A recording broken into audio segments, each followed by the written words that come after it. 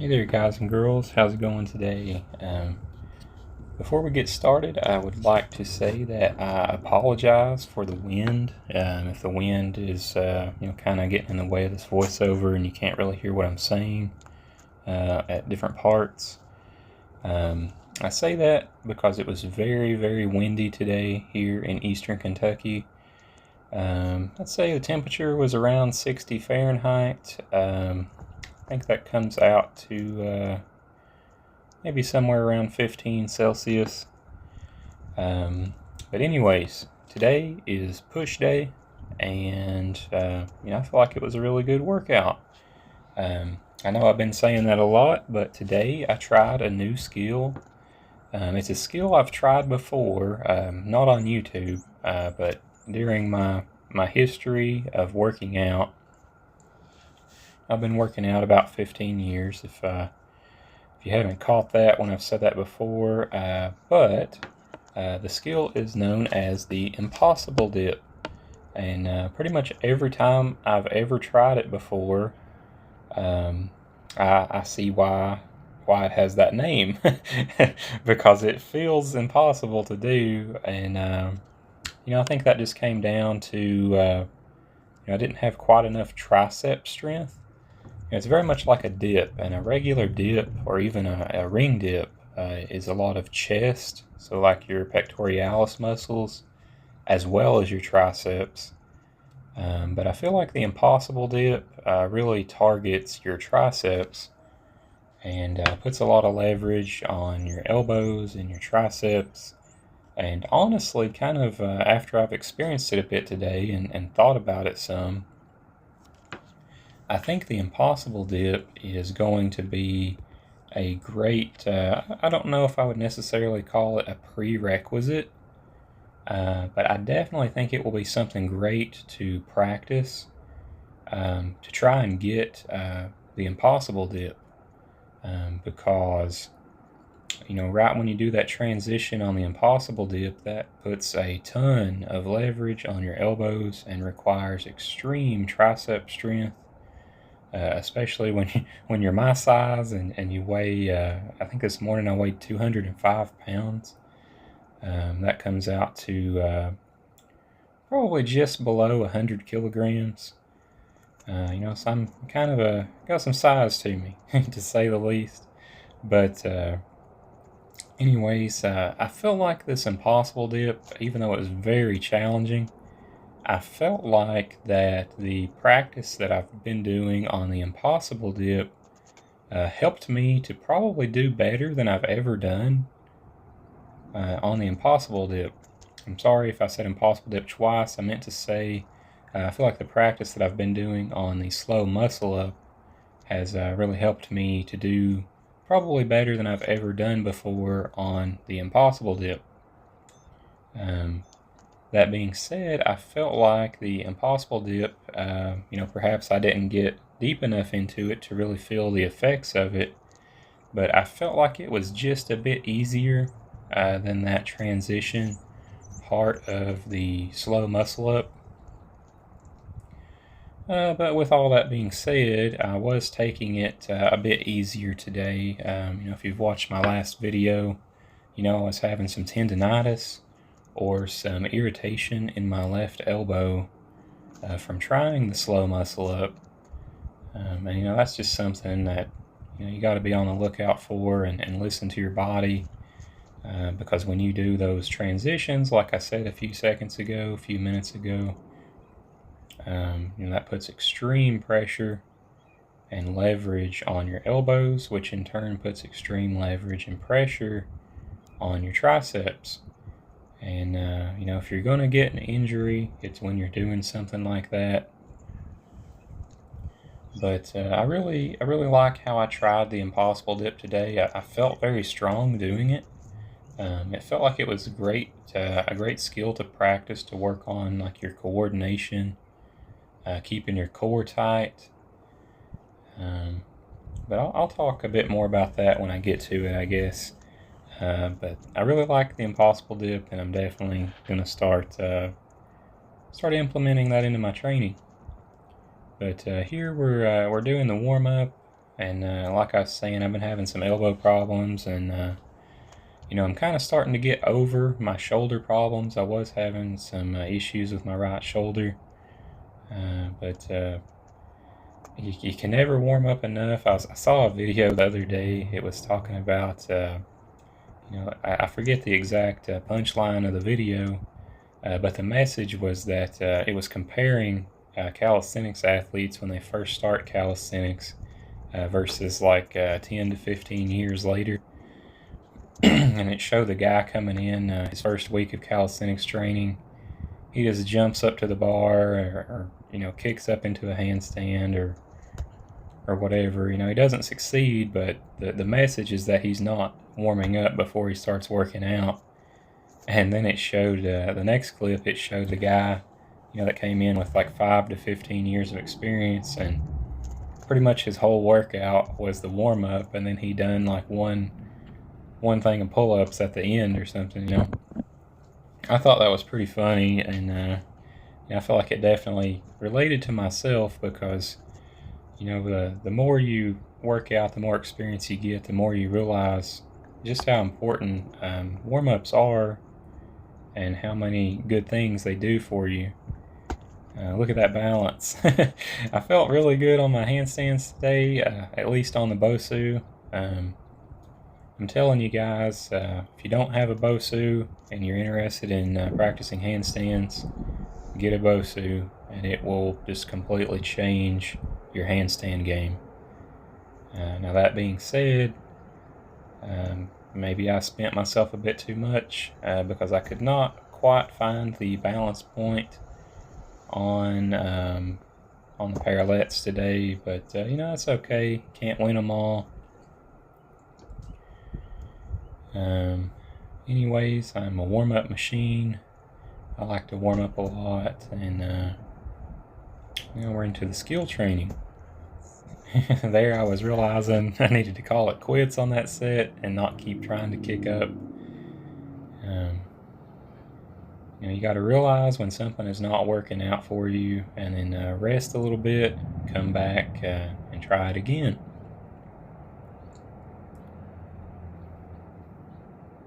So today on these handstand presses, I really wanted to work on a slow and controlled movement. I let that one drift just a little bit too far forward and lost it, but I really wanted to work that slow and controlled movement. I almost wanted to go from a tucked planche into a handstand press, and I felt like I've done pretty good at that today, given that I've never really tried that before.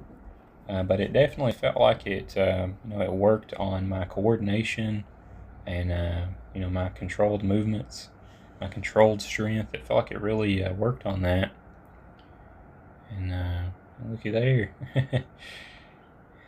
If you work controlled movements, they will really carry over into a lot of skills. Got to shake the knees out a bit. I've had knee surgery twice on that left knee. And it doesn't always want to do what I want it to do.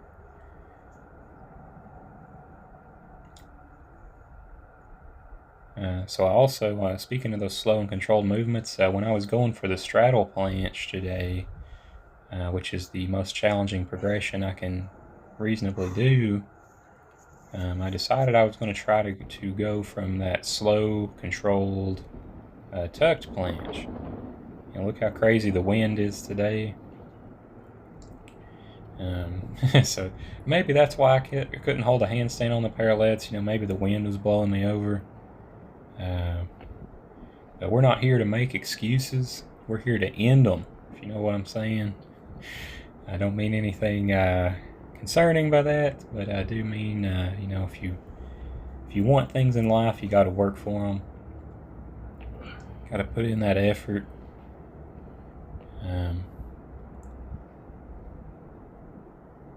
Despite not being able to hold myself up quite inverted, I still felt pretty good on the Bosu today. I think I done better on the second attempt. Again, I was fighting gravity, not only fighting gravity, but I was fighting the wind. It was very windy today.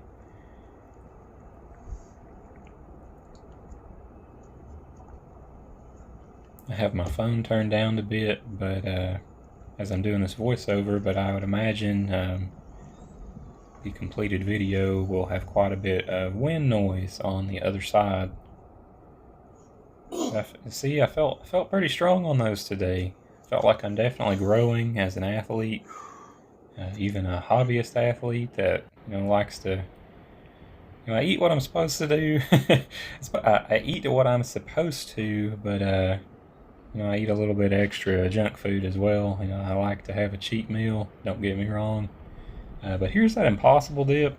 And you can tell I don't really know what I'm doing. But nobody starts out a master of something. You just have to kind of give it the old try, so to say, and learn from your mistakes. And 1 second, I'm getting a phone call. Okay, the audio clip is probably messed up now, so I'll try to talk a lot more general instead of very clip specific. I got a phone call, and it's despite having my devices on Do Not Disturb, it really kind of messed things up. But thinking back about this impossible dip attempt today, I really wanted to put the band under my butt and just kind of make the exercise as easy as possible, or make the skill attempt as easy as possible, because like I was saying, I was having some issues with my left elbow, and yeah, I mean you can see how I did in the clip.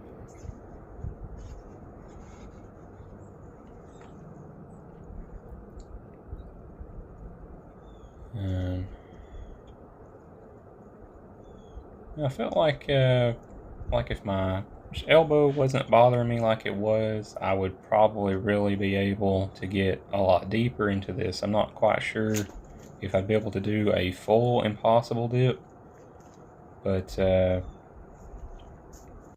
definitely felt as if I could really get a lot deeper than I used to be able to when I tried this in my past.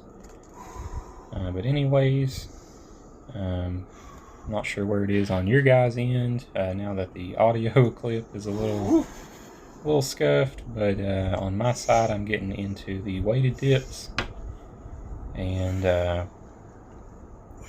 felt very strong on the weighted dips today. I had a vest on, weighted vest, plus 15% body weight. It was around 32 pounds, I believe, around 15 kilograms. And as I was saying, I am about 100 kilograms, perhaps just a bit less. Perhaps just a bit less myself. And I got to work on that explosive strength, but that's a lot easier said than done. I'm trying to go down 2 to 3 seconds on the negative. Go down slow and controlled. I'm trying to explode up at the bottom.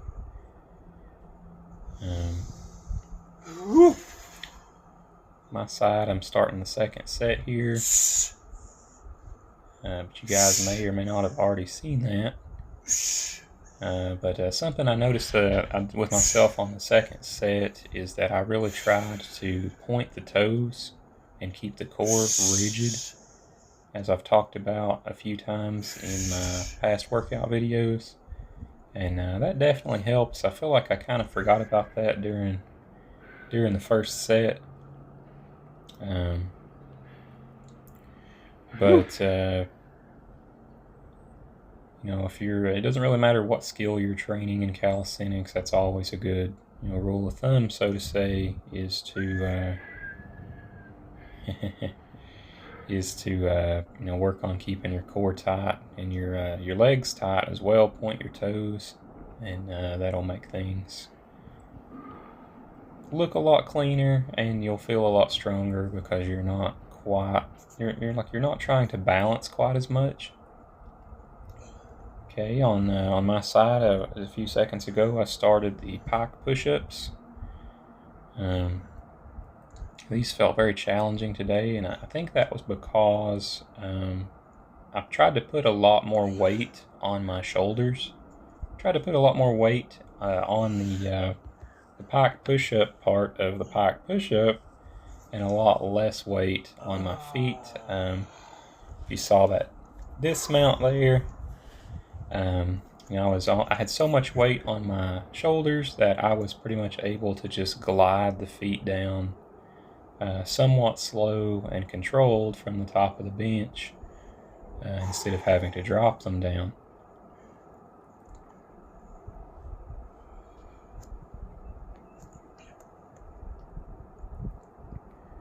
On my side, I started the second set a few seconds ago.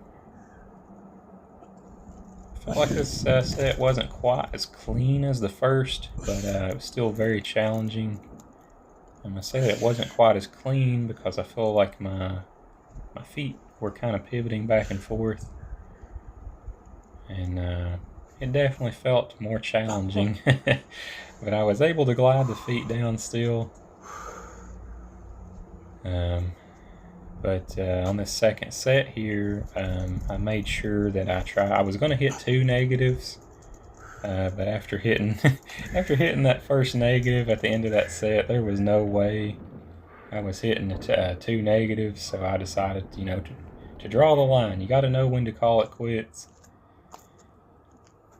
Alrighty, so on my side, I'm starting the lateral raises with the green band, and this is not really calisthenics, but I think it really helps calisthenics. It really helps your handstands. It works those accessory muscles.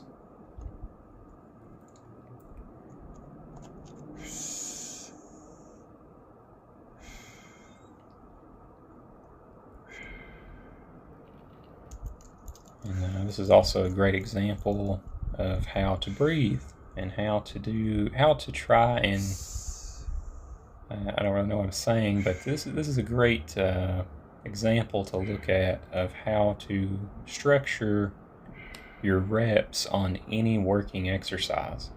You want to breathe in on the way down, going slow and controlled, 2 to 3 second negative. And then you want to just explode as fast as you can into the positive movement and breathe out on the way up. See me take a big deep breath there, and right before I start the set, and then I blow it out on the positive. And I'm a big psychology nerd, and I really feel like there's a lot more to that than first meets the eye. It really helps get you in the fight or flight mood, and I think it also helps you maintain proper gas exchange, like in your lungs, like with your breathing. Make sure that you blow off enough CO2, which is a byproduct of metabolism in our bodies. It's what our muscles create when we're working them hard. And it also helps us to maintain enough oxygen in, which is what our bodies need in order to do difficult things. Actually, it's what our bodies need to survive, but to especially do difficult exercises. But anyways, these are a bit longer clips, but if you guys don't do this exercise, I definitely recommend it. It's a good one to put at the end of your workout, like you see me doing, because it's not anywhere near as challenging as the previous 2 exercises you saw me do. But if you do it right, it definitely gets challenging towards the end. I'm trying to do a 10 count there at the end, and when you count for yourself, don't ever count like 1, 2, 3, 4, 5, 6, 7, 8, 9, 10. Always think like 1, 1,000, 2, 1,000, 3, 1,000, 4, 1,000, because regardless of how fast you try to say that, it will still come out to about 1 second duration to say each of those. It's just a little trick, because if you think you can't talk very fast, I promise you, when you're trying to hold that band at the end of a set like that, you will count faster than you've ever imagined being able to count. to try and end that as fast as possible. So you got to be strict on yourself, and you got to count 1 1000, 2 1000, 3 1000. But still, just keep doing your thing, and good things happen over time. I think that's the end of the second set of that there, and then we'll get into stretching out and loosening up. Don't want to do anything too crazy today when I first start stretching out. It's push day, and tomorrow's going to be pull day. And tomorrow I'm going to be at my parents' house, so not really quite sure if I'm going to make a full video tomorrow. There may just be some highlight clips or something shorter, but I'll be at my original calisthenics gym, the first calisthenics gym I built in 2017, before my near-death car accident, when I still lived with my parents. I'll be training there. So even though I'm going on a little bit of a trip, never skip your workouts. Always be working out. Like I was saying, don't make excuses. End them. Just a little bit of flex cam there. Not trying to show off, just trying to feel good and feel like I'm accomplishing something. Enjoying my athleticism, and I definitely felt like I was a bit leaner today. I know my weight is about the same, or maybe even went up a couple pounds. But who's to say that I haven't gained muscle? Because I definitely have quite a bit of muscle mass on my body. Otherwise, I would not be able to do the things that I do and be my size. I've always thought it was, calisthenics is very cool, regardless of what size you are. But when you see a larger person doing it, I've always just had a different respect for that. Maybe that is my own personal bias. That's not to say that little guys and girls do not have their own challenges as well. My wife, when she first started training with me, was actually underweight and struggled to put on weight to gain muscle. So we got to have an open mind. We all have our own challenges. But anyways, I think that's all I have for today. I think we're coming to the end of the workout video. I'll try to end it a few seconds early where I messed up the synchronization. But thank you guys for watching. If you have any questions or comments, leave them below. And take care, guys. Bye-bye.